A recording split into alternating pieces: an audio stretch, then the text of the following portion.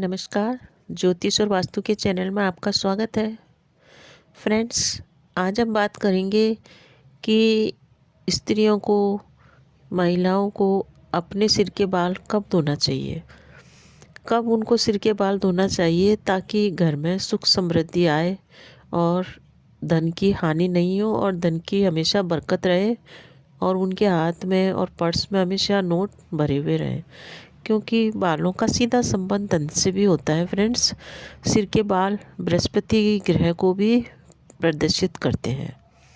जिन भी स्त्रियों के बाल अच्छे होते हैं उनका गुरु ग्रह भी अच्छा होता है।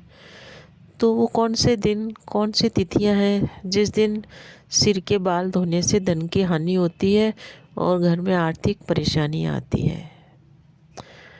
स्त्रियों के बहुत सारे काम ऐसे होते हैं जो वो बिना जानकारी के, बिना ज्ञान के कारण वो करती रहती है। उनको खुद को भी पता नहीं होता है कि इन कामों को करने से बहुत बड़ी धन की हानि और धन की परेशानी, व्यापार में नुकसान, बच्चों के कैरियर में समस्या और आर्थिक तंगी का सामना घर के परिवार को और घर के अर्निंग मेंबर को करना पड़ेगा। तो इस वीडियो के अंदर मैं इसी के बारे में विस्तार से चर्चा करूँगी। तो फ्रेंड्स, स्त्रियों को अपने बाल गुरुवार को नहीं धोना चाहिए क्योंकि बालों का संबंध भी गुरु ग्रह से है। जो भी स्त्रियां गुरुवार को अपने सिर के बाल धोती है उनके जीवन में 3 समस्याएं आती है। अगर वो लड़की है, कुंवारी है, तो उनकी शादी होने में बहुत ही विलम्ब होता है। एक तो जो स्त्री या जो कन्या बृहस्पतिवार को, गुरुवार को या थर्सडे को सिर धोती है उनकी शादी में डिले हो जाता है और डिले से उनकी मैरिज होती है। और कुछ स्त्रियों को जो सिर के बाल धोएंगी बृहस्पतिवार को सुबह धो या दोपहर में धो, कभी भी बृहस्पतिवार को जब भी हम बाल धोते हैं, शैम्पू करते हैं, विवाह से संबंधित परेशानियां आती ही आती है। शादी बाद भी अगर स्त्रियां सिर के बाल बृहस्पतिवार को धोती रहती हैं तो उनका वैवाहिक जीवन सुख में नहीं रहता है। दूसरी एक मुख्य समस्या जो आती है गुरुवार को सिर धोने से, वो है कि संतान सुख में बाधा आती है।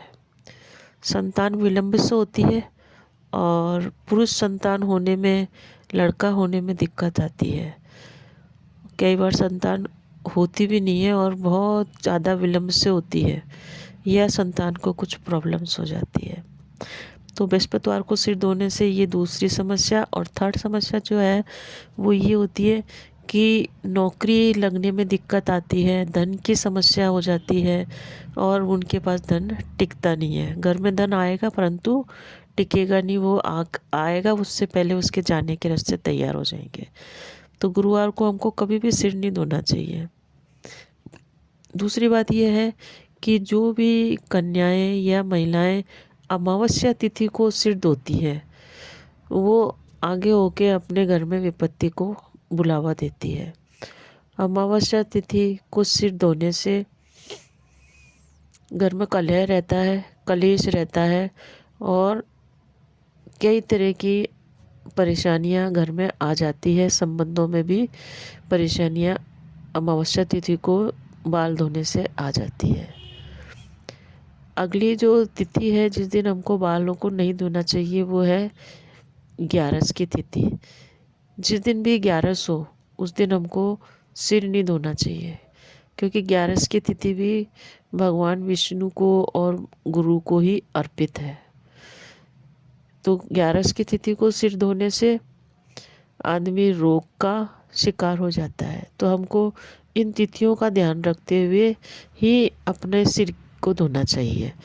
सिर को धोने के लिए सबसे अच्छा जो दिन बताया गया है वो सोमवार है। सोमवार और शुक्रवार, सोमवार और शुक्रवार को धोए हुए सिर से घर के अंदर धन की बरकत होती है और धन आने के रास्ते खुलते हैं। तो इन चीज़ों का हमको ध्यान रखना चाहिए। कुछ लोगों का ये विचार होता है कि सिर को कभी भी धो लो। जैसे कि सपोज कोई बड़ा त्यौहार आ गया तो उन लोगों के मुँह से ये आप सुन लोगे अक्सर कि वार बड़ा या त्यौहार बड़ा। तो इस चीज़ पे मत जाइए फ्रेंड्स। वार के अलग अलग देवता होते हैं और वार के ऊपर, वार के अंदर ही त्यौहार आता है। अगर कोई त्यौहार है जो गुरुवार को आ रहा है, तो आप गुरुवार से एक दिन पहले बुधवार को सिर धो लीजिए, इतना ही ज़रूरी है। या फिर शुक्रवार को सिर धो लीजिए, क्योंकि स्त्रियां वैसे भी रोज़ रोज़ सिर नहीं धोती है, उनको रोज़ सिर धोने की ज़रूरत भी नहीं होती है। अगर उनका सिर एक दो दिन पुराना भी है धोया हुआ, तब भी चल जाता है। तो स्त्रियां अपने सिर के बालों को इस टाइप से धोए तो धन के रास्ते खुलेंगे। कभी भी सिर बृहस्पतिवार गुरुवार को नहीं धोना चाहिए, अमावस्या को नहीं धोना चाहिए, और 11 की तिथि को हमको सिर नहीं धोना चाहिए। इन तिथियों का ध्यान रखिए और घर में धन आने के रास्ते, सुख समृद्धि के रास्ते और संतान सुख को बढ़ाएं, और साथ ही वैवाहिक जीवन को भी सुखमय बनाएं। आपका जीवन सुखी और समृद्धिशाली बने। इस वीडियो को अधिक से अधिक लोगों को शेयर कीजिए, ताकि उनका पुण्य भी आपको प्राप्त हो। धन्यवाद।